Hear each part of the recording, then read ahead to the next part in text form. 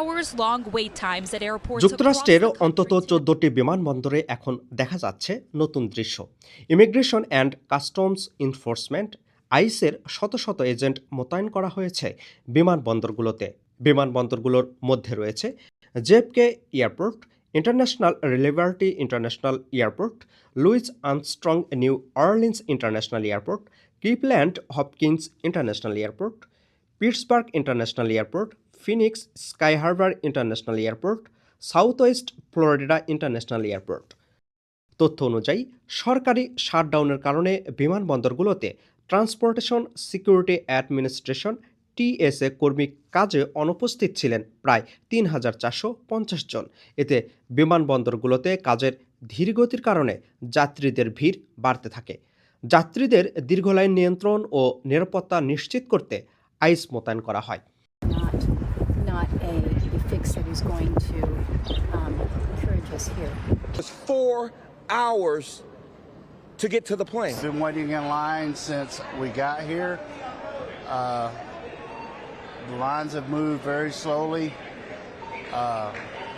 The flight I was supposed to make was canceled. It doesn't look nearly as bad as other states. বিমানবন্দরে আইসের উপস্থিতিতে যাত্রীদের আতঙ্কের কথা জানান অ্যাটর্নি মঈন চৌধুরী। বর্তমান সময়ে কেহই কিন্তু এয়ারপোর্টে এভিয়েশনে ফ্লাই করতে চায় না। এয়ারপোর্টে এড়িয়ে চলে আমাদের যে বলতে ইমিগ্রেন্টরা, এটা আরও কেওয়াস তৈরি হবে এবং জনমনে ভয়ের সঞ্চার হবে এবং তারা কোনোভাবে এয়ারপোর্টে কমফোর্টেবল ফিল করবে না। সেক্ষেত্রে আমরা চাই যে আগের অবস্থায় ফিরে আসুক, টিএসএন প্রপার ফান্ডিং পায় এবং ডেমোক্রেটিক রিপাবলিক মিলে যেন আবার যেন সুষ্ঠু স্বাভাবিক যাত্রায় ফিরে আসে এবং ইমিগ্রেন্ট যেন হতাশাগ্রস্ত না হয়, ভয় যেন তারা না পায়।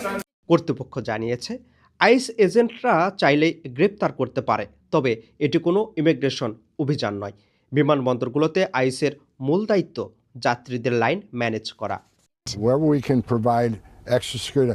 I don't see an ICE agent looking at an x-ray machine because we're not trained in that. But there are certain parts of security that TSA is doing that we can move them off those jobs and put them in the specialized jobs, help move those lines. সব মিলিয়ে যুক্তরাষ্ট্রের বিমানবন্দরগুলোতে তৈরি হয়েছে এক অস্বস্তিকর পরিস্থিতি। দুর্ভোগ কমাতে দ্রুত সমস্যা সমাধানের আহ্বান জানান যাত্রীরা। Legal experts say Apel Mahmud, Thikana news, New York. help TSA with security during staffing shortages.